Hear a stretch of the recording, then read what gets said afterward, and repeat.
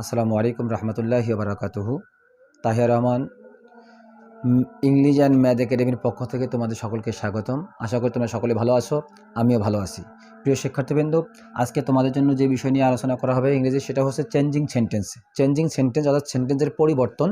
সেন্টেন্সকে পরিবর্তন করতে হবে, এটা আমাদের গ্রামেটিক্যালে আমাদের গ্রামার যে 100 মার্কের পরীক্ষা হয়, সেই 100 মার্কের পরীক্ষার মধ্যে চেঞ্জিং সেন্টেন্স আসে। সেখানে দশম শ্রেণীর জন্য প্রায় 10 মার্ক এবং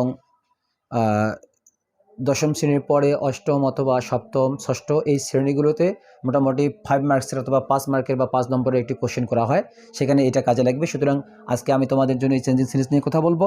এখন শুরু করা যাক। Changing sentence. চেঞ্জিং সেন্টেন্সের যেটা সাধারণ বৈশিষ্ট্য সেটা হচ্ছে সেন্টেন্সের প্যাটার্ন চেঞ্জ হবে কিন্তু সেন্টেন্সের মিনিং চেঞ্জ হবে না। সেন্টেন্সের প্যাটার্ন চেঞ্জ হবে কিন্তু সেন্টেন্সের মিনিং চেঞ্জ হবে না। এটি ছোট্ট এক্সাম্পল দিয়ে তোমাদের আমি বোঝাচ্ছি। যেমন দেখো, he is a good boy. দেখো, এইটা একটা পজিটিভ সেন্টেন্স বা অ্যাফার্মেটিভ সেন্টেন্স। যদি এটাকে নেগেটিভ করতে বলা হয় তাহলে তুমি নেগেটিভ করবে এরকমভাবে যে he is not a bad boy, অর্থাৎ সে খারাপ ছেলে নয় বা খারাপ বালক নয়। এর মানে হচ্ছে সে ভালো বালক বা ভালো ছেলে। এই জন্য তোমাদেরকে খেয়াল রাখতে হবে, যখন চেঞ্জিং সেন্টেন্স আমরা পড়বো, চেঞ্জিং সেন্টেন্সের ক্ষেত্রে আমাদেরকে যেটা খেয়াল রাখতে হবে সেটা হচ্ছে যে সেন্টেন্সটার প্যাটার্ন চেঞ্জ হবে বাট মিনিং ঠিক থাকবে। তো প্রথম পর্যায়ে চেঞ্জিং সেন্টেন্সের প্রথম পর্যায়ে তোমাদের কাছে যে বিষয় নিয়ে কথা বলবো সেটি হচ্ছে affirmative two negative. Affirmative two negative changing সেন্টেন্সের প্রথমেই তোমাদের কাছে যে বিষয় নিয়ে কথা বলবো সেটা হচ্ছে affirmative two negative. Affirmative two negative অর্থাৎ হ্যাঁ বোধক থেকে না বোধকে নিয়ে যাব। প্রিয় শিক্ষার্থীবৃন্দ, তোমরা জানো অনলি এবং অ্যালোন নামে দুইটি শব্দ আছে বা ওয়ার্ড আছে। আমরা রুল নাম্বার দিয়ে তোমাদেরকে দিব যে রুল 1। এখানে আমরা যেটা লিখব সেটা হচ্ছে অনলি এবং অ্যালোন। অনলি আর একটি হচ্ছে অ্যালোন।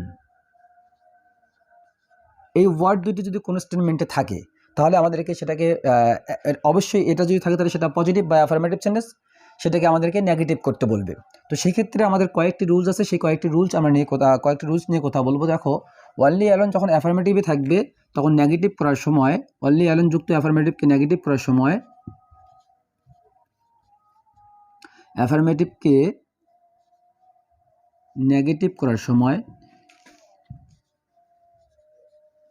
সময়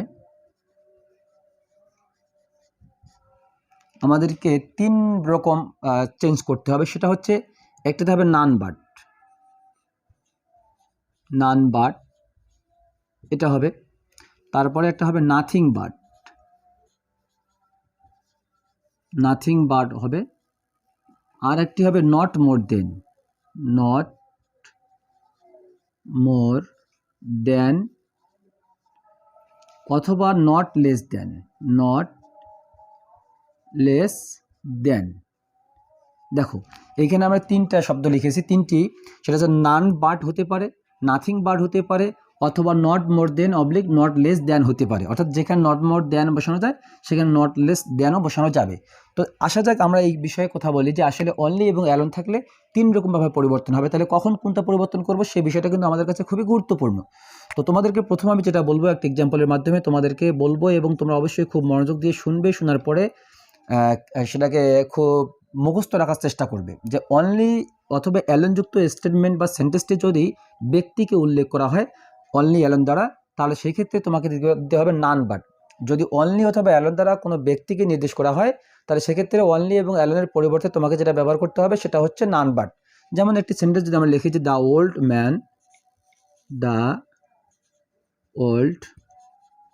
ম্যান অ্যালিভ, এর মানেটা হচ্ছে যে শুধুমাত্র বৃদ্ধ লোকটি বেঁচে আছে। তুমি দেখো যে আমরা এখানে অনলি অথবা অ্যালোন লিখেছি, সেই অ্যালোন কিন্তু এখানে এসে গেছে। সুতরাং অ্যালোন যেহেতু এসে গেছে সেহেতু এইখানকে যে নান বাট, নাথিং বাট এবং নট মোর দেন অথবা নট লেস দেন আছে, এটার কোনো একটার মধ্যে একটা এখানে বসবে। তার আগে তোমাকে দেখতে হবে যে অ্যালোনের মিনিংটা কার সঙ্গে যুক্ত হচ্ছে। তাহলে শুধুমাত্র অ্যালোনের মানে হচ্ছে শুধুমাত্র বৃদ্ধ লোকটি, তাহলে অ্যালোনের পরে বৃদ্ধ লোকটি আসতেছে, তার মানে ব্যক্তিবাচক। সুতরাং যদি সেন্টেন্সটি ব্যক্তিবাচক হয় তাহলে সেটাকে নেগেটিভ করার সময় তোমাকে সেন্টেন্সের শুরুতে নান বাট ব্যবহার করতে হবে। নান বাটটা কোথায় ব্যবহার করতে হবে বলো তো? নান বাটটি ব্যবহার করতে হবে তোমাকে সেন্টেন্সের শুরুতে, বিকজ নান বাট কিন্তু সেন্টেন্সের শুরুতেই ব্যবহার করা হয়, সেটাকে কখনো সেন্টেন্সের মাঝখানে ব্যবহার করা হয় না। সুতরাং এটাকে যদি আমরা নেগেটিভ করি তাহলে আমাদেরকে এইখানে দিতে হবে none but the old man, alone উঠে যাবে, এখানে হবে অ্যালিভ। আশা করি তুমি বুঝতে পেরেছো। আমি আবারও বলছি, দেখো এখানে অ্যালন দ্বারা যেহেতু ব্যক্তিকে বোঝানো হচ্ছে সেহেতু আমাদেরকে অ্যালন উঠে গিয়ে নান বাট দিতে হবে। খেয়াল রাখতে হবে তোমাকে, যখন তুমি নান বাট থিঙ্ক করবা বা নান বাট নিয়ে ভাববে তখন নান বাটটা অবশ্যই সেন্টেন্সের শুরুতে দিতে হবে। তুমি যদি নান বাট যেখানে অ্যালন আছে সেখানে দাও তাহলে সেটা অবশ্যই ভুল হবে। তুমি আরেকটি পজিটিভ সেন্টেন্স বা অ্যাফার্মেটিভ সেন্টেন্স নাও, তাহলে বুঝতে পাবা। যেমন দেখো আমরা এখানে আবার অনলি লিখতেছি, অনলি মাই প্যারেন্টস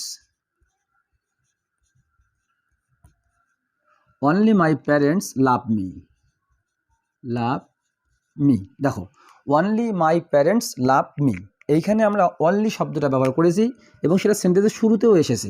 তো দেখো এখানে শুরুতে থাকলে সমস্যা নেই, আমরা দেখতে পাচ্ছি যে only my parents love me, শুধুমাত্র আমার পিতামাতা আমাকে ভালোবাসে। তাহলে এখানে অনলির পরে কি আসতেছে? পিতামাতা। সুতরাং এটা ব্যক্তিকে বোঝানো হচ্ছে। এটাকে নেগেটিভ করার সময় তোমাকে যেটা করতে হবে সেটা হচ্ছে যে সেন্টেন্সের শুরুতে নান বাট ব্যবহার করতে হবে। নান বাট মাই প্যারেন্টস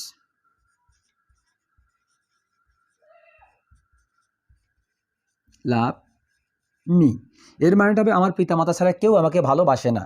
তাহলে তুমি অবশ্যই বুঝতে পেরেছো যে আসলে অনলি দ্বারা যদি কোনো সময় সেন্টেন্সকে ব্যক্তিকে উল্লেখ করা হয় তাহলে অনলি এর পরিবর্তে তোমাকে নান বাট ব্যবহার করতে হবে। আরেকটি সেন্টেন্স আমরা লিখব,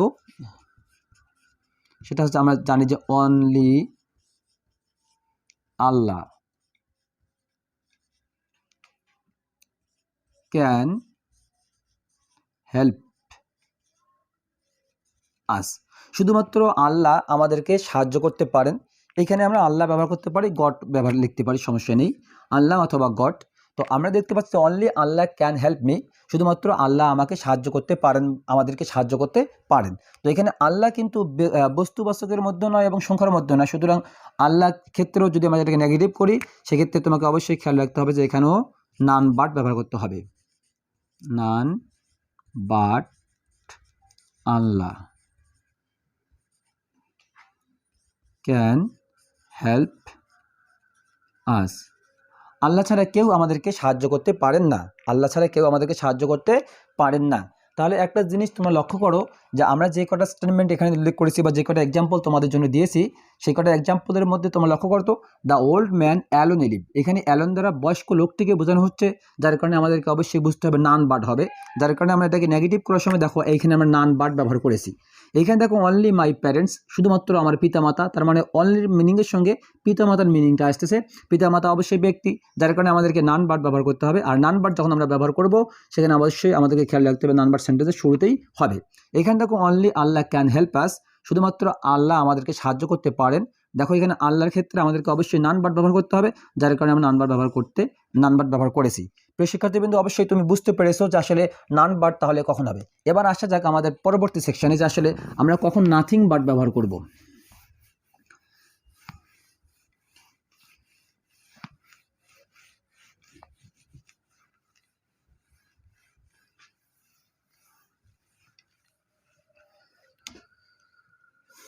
দেখো আমরা এবারে একটা এক্সাম্পল দিব যে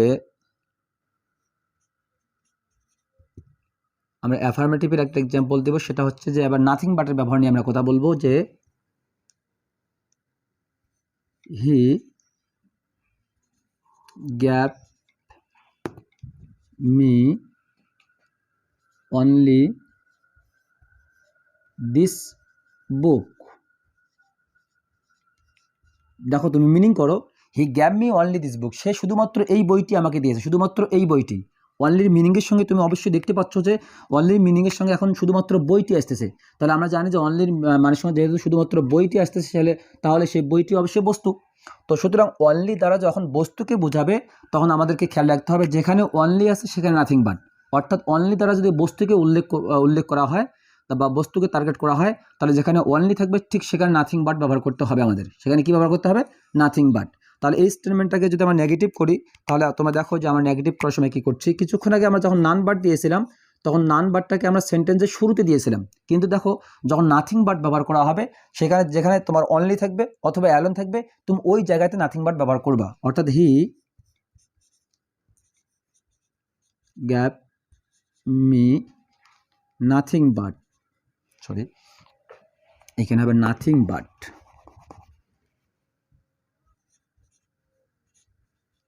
নাথিং বাট দিস বুক। দেখো আমরা এখানে অনলি দ্বারা বইকে উল্লেখ করা হয়েছে বা বইকে নির্দেশ করা হয়েছে, সুতরাং অনলি দ্বারা যেহেতু বইকে নির্দেশ করা হয়েছে সেটা অবশ্যই বস্তু, আর বস্তুর ক্ষেত্রে আমাদেরকে নেগেটিভ করার সময় অনলি এর স্থানে আমাদেরকে ব্যবহার করতে হবে নাথিং বাট। কী ব্যবহার করতে হবে? Nothing but. এই ক্ষেত্রে তোমাদেরকে খুবই কেয়ারফুল হতে হবে। আমরা আরও একটা এক্সাম্পল দিয়ে তোমাদেরকে বোঝাবার চেষ্টা করছি যে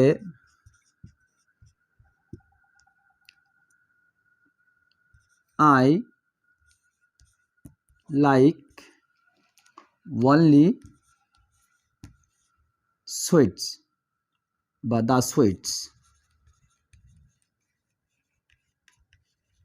I like only the sweets, I like only the sweets, আমি শুধুমাত্র মিষ্টি পছন্দ করি।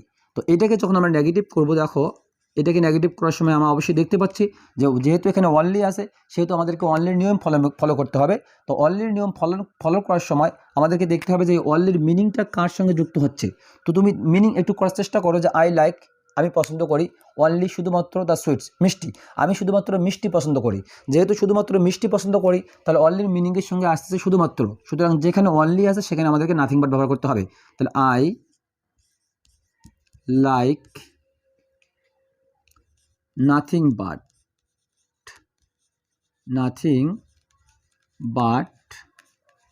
the sweet, nothing but the sweet, আমি মিষ্টি ছাড়া কোনো কিছুই পছন্দ করি না।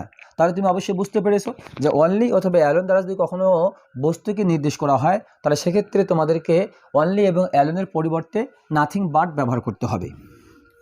এবারে আসা যাক তারপরে যে দেখি যে আসলে নট মোর দেন কখন ব্যবহার করতে হবে অথবা নট লেস দেন কখন ব্যবহার করতে হবে। প্রিয় শিক্ষার্থীবৃন্দু, তোমাকে অবশ্যই মনে রাখতে হবে যে যদি অনলি অথবা অ্যালোন দিয়ে কোনো সেন্টেন্স শুরু হয় তাহলে তুমি এই তিনটাকে বিবেচনা করবা, অর্থাৎ নান বাট, নাথিং বাট অথবা নট মোর দেন অথবা নট লেস দেন, বিকজ এই তিনটা ছাড়া অনলি অ্যালোনের জায়গাতে আর অন্য কোনো কিছু ব্যবহার করা হবে না।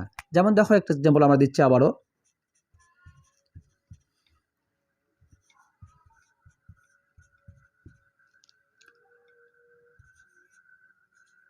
I am only 10 years, দেখো আমরা লিখেছি I am only 10 years, আমার মাত্র 10 বছর বয়স। এইখানে দেখো আমরা অনলি ব্যবহার করেছি এবং অনলির পরে যে সংখ্যাটা এসেছে সেটা হচ্ছে 10, তো অনলি 10, এখানে এই যে মাত্র 10 বছর বয়স আমার, এখানে অনলি দ্বারা সংখ্যাকে বোঝানো হচ্ছে। সুতরাং অনলি দ্বারা যখন সংখ্যাকে বোঝানো হবে সেক্ষেত্রে নট মোর দেন অথবা তুমি নট লেস দেন ইউজ করতে পারো। দেখো আমি তোমাকে দুটোই দেখাচ্ছি যে যখন আমরা নেগেটিভ করব তখন হবে I am not more than 10 years,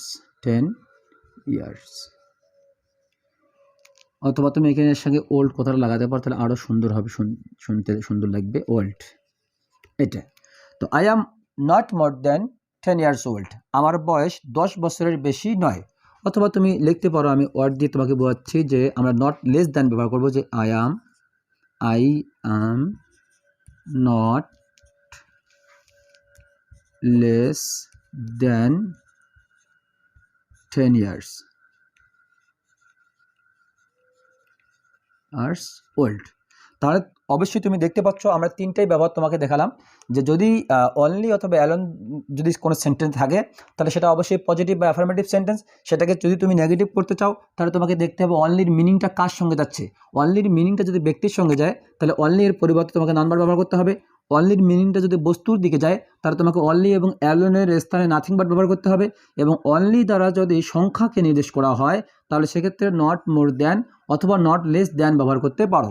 তবে তোমাকে অবশ্যই মনে রাখতে হবে যে অনলি এর পরিবর্তে যখন তুমি নান বাট ব্যবহার করবা অনলি এর পরিবর্তে যখন তুমি নান বাট ব্যবহার করবা তখন সেই নান বাট যেন অবশ্যই সেন্টেন্সের শুরুতে হয়। দেখো যদি আমরা এইভাবে করতে পারি তাহলে অবশ্যই এখানে আমাদের কোনো ধরনের টেনশন বা কোনো ধরনের ভুল হবে না। এবারে দ্বিতীয় নাম্বার রুলসে আমরা আসবো। আসলে এরকমভাবে কয়েকটি রুলস আমরা আলোচনা করব, তারপরে মূলত চেঞ্জিং সেন্টেন্স আমাদের স্টেপে স্টেপে আলোচনা চলতে থাকবে। রুলস নাম্বার 2-তে আমরা আসবো এবার মাস্ট। রুলস নাম্বার 2, যদি অ্যাফার্মেটিভ সেন্টেন্সে মাস্ট থাকে, অ্যাফার্মেটিভে মাস্ট থাকলে মাস্ট, তারপরে একটি আছে হ্যাভ টু, তারপরে একটি আছে হ্যাজ টু, আর একটি আছে হ্যাড টু, হ্যাড টু। দেখো এইখানে তিনটি ব্যবহার তুমি দেখতে পাচ্ছ যে একটি সেন্টেন্সে এই যে চারটা শব্দ যদি থাকে, অর্থাৎ মাস্ট যদি থাকে, অথবা হ্যাভ টু যদি থাকে, অথবা হ্যাজ টু যদি থাকে, অথবা হ্যাড টু যদি থাকে, তাহলে সেটাকে তুমি কিভাবে নেগেটিভ করবে সেক্ষেত্রে তোমাকে অবশ্যই খেয়াল রাখতে হবে। আমি বলে রাখছি যে এগুলো যদি কোনো স্টেটমেন্টে থাকে তাহলে সেক্ষেত্রে সেই সেন্টেন্সটাকে নেগেটিভ করার সময় তোমাকে মাস্ট এর পরিবর্তে ক্যান নট বাট ব্যবহার করতে হবে, যেটাকে আমরা সংক্ষেপে ক্যান্ট বাট বলি, ক্যান্ট বাট বলি। তো আমরা দেখবো যে আসলে এই মাস্ট, হ্যাভ টু এবং হ্যাজ টুর ক্ষেত্রে আমরা ক্যান্ট বাট বুঝবো, কিন্তু হ্যাড টুর ক্ষেত্রে একটু ব্যতিক্রম, সেটা আমরা পরে আলোচনা করছি। দেখো আমরা একটা এক্সাম্পল দিয়ে তোমাদেরকে বোঝানোর চেষ্টা করছি যে আমরা এখানে লিখতেছি যে এই ক্ষেত্রে যুক্ত সেন্টেন্সকে নেগেটিভ করার সময় আমাদেরকে মাস্টের স্থানে ক্যান্ট বাট ব্যবহার করতে হবে। এক্সাম্পলে আসো, I must write you, write you, আমি অবশ্যই তোমাকে লিখব, এরকম একটা মিনিং আসে। দেখো আমরা এখানে কি বলছি, মাস্ট, যদি মাস্ট থাকে তাহলে কী হবে, ক্যান্ট বাট, কী হবে বলো তো, ক্যান্ট বাট অথবা ক্যান নট বাট বলতে পারো। এটাকে নেগেটিভ আমরা করবো। এখন দেখো I can't but, I can't but write you. দেখো এই ক্যান্ট বাটের জায়গাতে তুমি ইচ্ছা করলে ক্যান্ট হেল্প ব্যবহার করতে পারো। আমরা যেখানে ক্যান্ট বাট ব্যবহার করেছি, তুমি ইচ্ছা করলে ওই জায়গাতে ক্যান্ট হেল্প ব্যবহার করতে পারো। শুধুমাত্র একটু ব্যতিক্রম হবে, তোমাকে খেয়াল রাখতে হবে। আমরা ক্যান্ট দিলাম, হেল্প দিলাম। যখন আমরা বা তোমরা যখন ক্যান্ট হেল্প দেবা তখন তোমাকে খেয়াল রাখতে হবে মূল যে ভার্বটি আছে সেই ভার্বের সঙ্গে তোমাকে আইএনজি যুক্ত করতে হবে। শুধুমাত্র পার্থক্য এতটুকুই, তখন হবে রাইটিং, রাইটিং ইউ।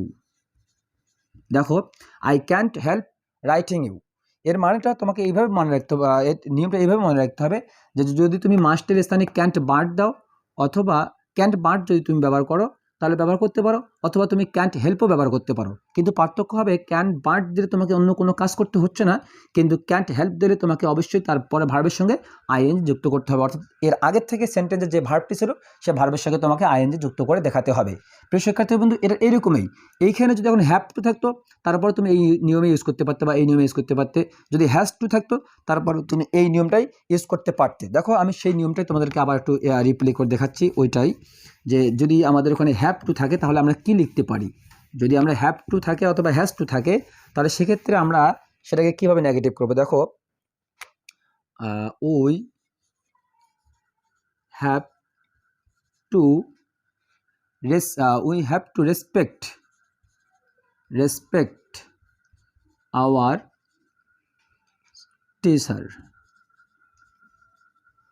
দেখো we have to respect our teacher, এটাকে আমরা যদি নেগেটিভ করি, দেখো এইখানে মাস্ট বলছি আমরা, ওইখানে হ্যাভ টু হতে পারে, হ্যাজ টু হতে পারে। তো হ্যাজ টু হবে পার্সন অনুসারে। আমরা যদি এই স্টেটমেন্টটাকে নেগেটিভ করতে চাই তাহলে কি হবে, দেখো তো যে উই মাস্ট, তাহলে এখানে আমরা ক্যান্ট বাট বলতে পারবো, can't but respect our teacher. দেখো we can't but respect our teacher, অর্থাৎ আমরা আমাদের শিক্ষকদেরকে সম্মান না করে পারি না। তুমি যদি এখানে ক্যান্ট হেল্প ব্যবহার করো তাহলে হবে রেসপেক্টিং আওয়ার টিচার, অর্থাৎ আমরা অর দিয়ে বলছি যে we can't help respecting our teacher. এই যে দেখো এই এতটুকুই ব্যতিক্রম, সেটা হচ্ছে তুমি যদি ক্যান্ট বাট দাও তাহলে কোনো পরিবর্তন করতে হচ্ছে না, আর যদি তুমি ক্যান্ট হেল্প দাও তাহলে তোমাকে অবশ্যই পরিবর্তন করে দেখাতে হবে।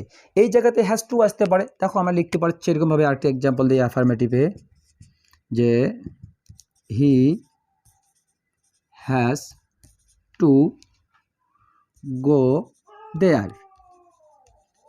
তাহলে এটাকে যদি আমরা নেগেটিভ করি, দেখো নেগেটিভ করার সময় আমাদের কী করতে হবে, দেখো তো হ্যাভ টু অথবা হ্যাজ টু খুব কাজ সিমিলার ওয়ার্ড, সুতরাং হি এখানে আমরা ক্যান্ট দিতে পারি, ক্যান্ট বাট গো দেয়ার, এই এতটুকুই। এখন তুমি যদি ক্যান্ট হেল্প দাও তাহলে গোয়িং দেয়ার দিবা, অর দিয়ে আমরা দিচ্ছি, এটা দেখে দিচ্ছি যে হি ক্যান্ট হেল্প হবে গোয়িং দেয়ার, গোয়িং দেয়ার। অর্থাৎ তুমি যদি ক্যান্ট হেল্প দাও তাহলে তোমাকে মূল ভার্বের সঙ্গে আইএনজি করতে হবে, আর তুমি যদি ক্যান্ট হেল্প না দাও তাহলে তোমাকে মূল ভার্বের সঙ্গে আইএনজি করতে হচ্ছে না। এখন সবচেয়ে গুরুত্বপূর্ণ যেটা ব্যাপার সেটা হচ্ছে হ্যাড টু থাকলে কী হবে। আমরা তো এটা কখনো এইভাবে চিন্তা করিনি যে আসলে হ্যাড টু থাকতে পারে। হ্যাড টু থাকলে যেটা হবে সেটা হচ্ছে যে যদি কোনো সেন্টেন্সে হ্যাভ টু থাকে অথবা হ্যাজ টু থাকলে ক্যান্ট বাট অথবা ক্যান্ট হেল্প, কিন্তু যদি হ্যাড টু থাকে তাহলে আমরা কী করব, আমরা এখন সেটা নিয়ে কথা বলছি। দেখো ওই had to go to school, we had to go to school, এইটাকে যদি তুমি নেগেটিভ করতে চাও তাহলে এটাকে নেগেটিভ করার সময় তোমাকে যেটা খেয়াল রাখতে হবে সেটা হচ্ছে, দেখো তুমি চিরাচরিত যে মাস্ট পেয়েছো, হ্যাভ টু পেয়েছো, হ্যাজ টু পেয়েছো, সেটা হচ্ছে এটা একটু ব্যতিক্রম, যেহেতু হ্যাড টু এসেছে। আমরা জানি যে হ্যাডটা ব্যবহার করা সাধারণত পাস্ট ফর্মে, সেহেতু অবশ্যই আমাদেরকে ক্যানের পাস্ট ফর্ম হিসাবে কুড ব্যবহার করতে হবে, যদিও আমাদের পাস্ট ফর্ম আমরা বলবো না যে ক্যানের পাস্ট কুড, কিন্তু এই ক্ষেত্রে আমাদেরকে ওইভাবে বোঝাবার জন্য বলতে হচ্ছে যে যেহেতু হ্যাড টু আসে, যেহেতু আমাদের হ্যাভ টু অথবা হ্যাজ টু থাকার সময় ক্যান ব্যবহার করা হয়েছে প্রেজেন্টের ক্ষেত্রে, যেহেতু এটা হ্যাড আসে সেহেতু পাস্টের ক্ষেত্রে আমাদেরকে অবশ্যই ক্যানের পাস্ট ফর্ম যেমন কুড সেটা ব্যবহার করতে হবে। সুতরাং এটাকে নেগেটিভ করার সময় আমাদের লিখতে হবে ওই কোড বা কুডেন্ট বা could not but go to school, we could not but go to school. এটাকে তুমি বলতে পারো যে কুড নট বাট না দিয়ে কুড নট হেল্প, তখন হবে গোয়িং টু স্কুল অর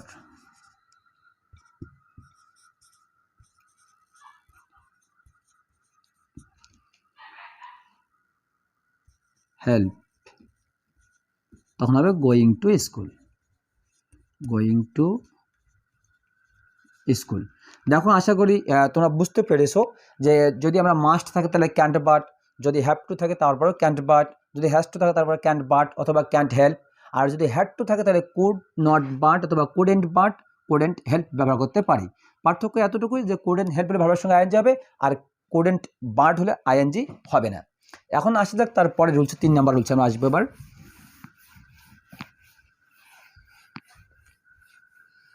যে 3 নম্বর রুলসের মধ্যে আমাদেরকে খেয়াল রাখতে হবে কিছু স্টেটমেন্ট আছে এভরি দিয়ে শুরু হয়, এভরি প্লাস নাউন দিয়ে শুরু হয়।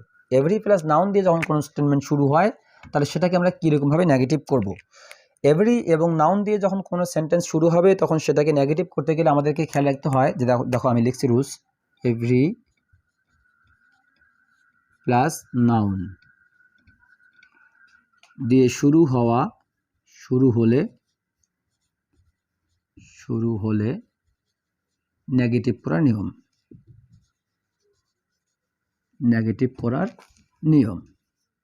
প্রিয় শিক্ষার্থীবৃন্দু দেখো এই রুলসটা কিন্তু আমাদের খুবই পরীক্ষা আসে, যার কারণে খুব গুরুত্ব দিয়ে আমাদেরকে শিখে নিতে হবে যে এভরি প্লাস নাউন এরকম দিয়ে, এভরি প্লাস নাউন দিয়ে কোনো সেন্টেন্স শুরু হলে সেটাকে নেগেটিভ করার নিয়মটা কেমন হবে। সেক্ষেত্রে আমাদের দেয়ার ইজ নো আসে, মূলত দেয়ার ইজ নো আসে, এভরি এর স্থানে দেয়ার ইজ নো আসে, তারপরে প্লাস নাউন আসে, তারপর আমরা দিয়ে এখানে but oblique who does not, যেটাকে ডাজেন্ট বলা যায়, হু ডাজেন্ট ব্যবহার করতে হয়। বাকি অংশটা আমি লিখলাম, দেখো তোমরা এক্সাম্পল দেখলেই বুঝতে পারবে যে আসলে আমরা কি লিখে কি বোঝাতে চেয়েছি। আসা যাক এখন এক্সাম্পলে আসি, যে every mother loves her child. Every mother loves her child. প্রত্যেক মা তার সন্তানকে ভালোবাসে। এই বাক্যটাকে বা স্টেটমেন্টটাকে যদি আমরা নেগেটিভ করতে চাই, দেখো আমরা নেগেটিভ কীভাবে করব, যে এভরি দিয়ে যেহেতু শুরু হয়েছে সেহেতু আমাদের এভরি এর স্থানে দেয়ার ইজ নো, এই এভরি যতটুকু জায়গা আছে ততটুকু জায়গাতে আমাদেরকে এই যতটুকু জায়গা ধরে এভরি আছে ততটুকু জায়গাতে আমাদেরকে দেয়ার ইজ নো ইউজ করতে হবে। তাই দেখো এভরি এর পরিবর্তে বা এভরি এর স্থানে দেয়ার ইজ নো। তারপরে আমাদেরকে দেখতে হবে যে নাউনটা আছে সে নাউনটা, দেয়ার ইজ নো তারপরে নাউন, তার মানে there is no mother, there is no mother. আমাদের এখানে দিতে হবে বাট, আমরা হু ডাজ নট ব্যাপারটা পরে দেখাচ্ছি। তাহলে there is no mother but বাকি অংশ লাভস হার চাইল্ড। আশা করি তোমরা বুঝতে পেরেছো। আবারও বলছি, এভরি এর স্থানে দেয়ার ইজ নো, তারপরে এভরি এর সাথে যে নাউনটা আছে সেই নাউনটা হবে, তারপরে বাট হবে, তারপর বাকি অংশ। কিন্তু কেউ যদি তোমরা চাও যে আমি এটাকে বাট না দিয়ে হু ডাজ নট দিতে চাই, তাহলে তুমি কী করবা, দেখো there is no mother, there is no mother, এখানে তুমি হু ডাজ নট দিতে পারো, ডাজ নট। তুমি অবশ্যই টেন্স পড়েছো, সুতরাং তোমাদের টেন্সের নিয়ম জানা আছে যে যদি ডাজ আসে তাহলে মূল ভার্বে যে এস যুক্ত করা আছে, দেখো এই মূল ভার্বে যে এস যুক্ত করা আছে সেই এসটা আর থাকছে না, অর্থাৎ লাভ হবে, তখন লাভ হার চাইল্ড। দেখো আমি তোমাদেরকে আবারও একটু রিপ্লে করে শোনাচ্ছি যে যদি এভরি এই সেন্টেন্স থেকে কিন্তু আমাদের এই সেন্টেন্স এসেছে, সুতরাং খেয়াল রাখতে হবে যে এভরি এর স্থানে তুমি ইচ্ছা করে দেয়ার ইজ নো, তারপরে এভরির পরে যে নাউন সে নাউন, তারপরে বাট দিয়ে বাকি অংশ তুমি লিখতে পারো। কিন্তু কেউ যদি চায় যে আমি হু ডাজ নট দিয়ে করবো, তাহলে তার জন্য একই নিয়ম, দেয়ার ইজ নো আসবে, তারপরে নাউন আসবে, তারপরে এই জায়গাতে যেখানে আমরা বাট বসিয়েছি ঠিক ওই জায়গাতে এখানে আবার হু ডাজ নট ব্যবহার করতে হবে। তবে খেয়াল রাখতে হবে বাট অপশনের কারণে কিন্তু আমাদের যে ভার্বে এজ আছে সেই এজ উঠে যায়নি, কিন্তু ডাজ যেহেতু এসেছে সেহেতু ভার্বের সঙ্গে যে এজ আছে সেই অবস্থা অবশ্যই উঠে যাবে। এই এতটুকুই তফাৎ। প্রিয় শিক্ষার্থীবৃন্দ, আশা করি তোমরা এই বিষয়টা খুব সুন্দর করে বুঝতে পেরেছো। এখন দেখো আরেকটি এক্সাম্পলে আমরা যাব, যে অন্যভাবে একটু নেগেটিভ করা যায়, সেটাও আমি তোমাদেরকে জানিয়ে দিচ্ছি এই এক্সাম্পলেই।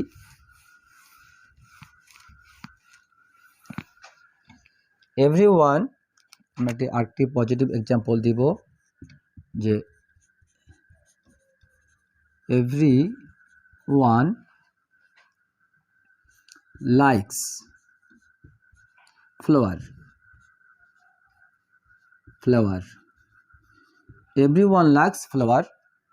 এটাকে যদি আমরা নেগেটিভ করতে চাই তাহলে কি করতে হবে আমাদেরকে, দেখো তো একটু, আমরা যদি এটাকে নেগেটিভ করতে চাই তাহলে এভরি এর স্থানে আমরা কি দিতে পারি, দেয়ার ইজ নো, আমরা দেয়ার ইজ নো এ দিচ্ছি আপাতত, দেয়ার ইজ নো ওয়ান, এটাকে সংক্ষেপে না লিখতে পারো। তো there is no one but, likes হবে, বাট লাইকস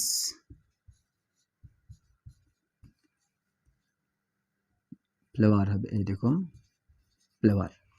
তো এখন দেখো আমরা যদি স্টেটমেন্টটাকে এইরকমভাবে বাদ দিয়ে একটু এখানে আমরা ইচ্ছা করলে হু ডাজ নট দিতে পারি। দেখো তিনটা নিয়মে আমরা করে দেখাবো।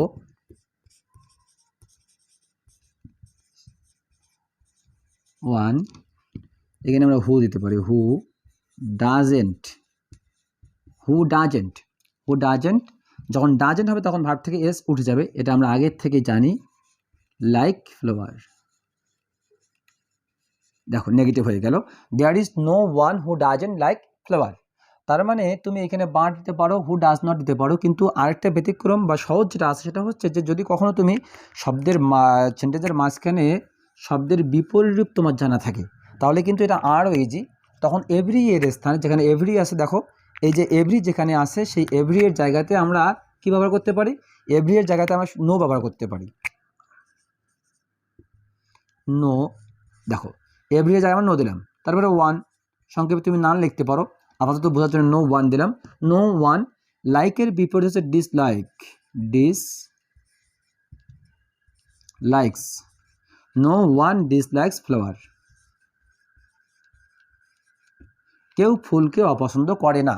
তার মানে প্রত্যেকেই ফুলকে পছন্দ করে। দেখো এখানে তোমার জন্য সহজ যেটা হবে সেটা হচ্ছে যে তুমি যদি নেগেটিভ রূপ জানো, শব্দের মাঝখানে কোনো ওয়ার্ডের নেগেটিভ রূপ জানো, তাহলে সেই নেগেটিভ রূপকে বসিয়ে তুমি শুধুমাত্র এভরি স্থানে নো দিয়েও সেটাকে নেগেটিভ করতে পারো। দেখো এই সেন্টেন্স থেকেই কিন্তু আমাদের এই সেন্টেন্সটা আসলো যে এভরি এর স্থানে নো, তারপরে সাথে থাকলো ওয়ান, তারপরে লাইকস এর বিপরীত হচ্ছে ডিসলাইকস, তারপরে বাকি অংশ আমরা নেগেটিভ করে ফেললাম। দেখো আশা করি তোমরা অবশ্যই বুঝতে পেরেছো যে আসলে এভরি দিয়ে শুরু হওয়া যে স্টেটমেন্টটাকে নেগেটিভ করতে হয় সেটা নেগেটিভ করা কতটা ইজি এবং কতটা সহজ। আমাদেরকে শুধু এতটুকু মাথায় রাখতে হবে যে এভরি দিয়ে যখন কোনো সেন্টেন্স শুরু হয় সেক্ষেত্রে আমাদেরকে নেগেটিভ করার সময় এভরি এর স্থানে আমরা দেয়ার ইজ নো ব্যবহার করতে পারি। দেয়ার ইজ নো ব্যবহার করে এভরির সাথে যে নাউনটা আছে সেই নাউনটা ইউজ করব। তারপরে আমরা এখানে বাট দিতে পারি অথবা হু ডাজেন্ট দিতে পারি। যদি বাট দাও তাহলে তোমাকে আর কোনো কাজ করতে হচ্ছে না, কিন্তু তুমি যদি হু ডাজেন্ট দাও তাহলে তোমাকে অবশ্যই মূল ভার্ব থেকে বা মূল ভার্বে যে এস যুক্ত করা হয়েছে সেই এসটাকে তুলে দিতে হবে। প্রিয় শিক্ষার্থীবৃন্দ, আশা করি তোমরা অবশ্যই এটা বুঝতে পেরেছো। এখানে আরেকটি অপশন আছে, সেক্ষেত্রে তোমাদেরকে আমি বলছি যে যদি কখনো মূল ভার্বে আবার হ্যাশ থাকে, অনেক সময় মূল ভার্বে হ্যাশ থাকে, মূল ভার্বে যদি হ্যাশ থাকে তাহলে সেটাকে নেগেটিভ করতে হবে কিভাবে। যেমন দেখো আমরা একটা স্টেটমেন্ট লিখতে পারি যে every building BUILDING every building has iron. এইখানে দেখো হ্যাজ আছে, এটাকে নেগেটিভ করার ওইভাবে তুমি নেগেটিভ করতে পারো, তবে এটা সহজ হচ্ছে যে দেয়ার ইজ নো বিল্ডিং দিলে তুমি নেগেটিভ করার সময় দেয়ার ইজ নো বিল্ডিং,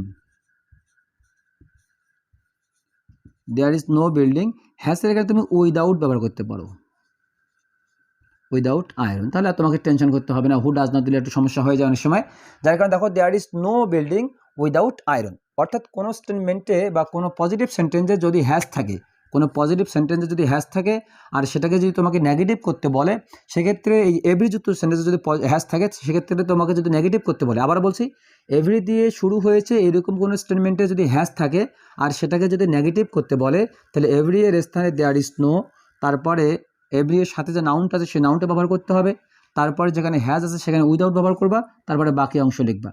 আশা করি এই তিনটি রুলস আমি তোমাদেরকে বোঝালাম সেই তিনটে রুলস অবশ্যই ভালো করে বুঝতে পেরেছো আজ এ পর্যন্ত।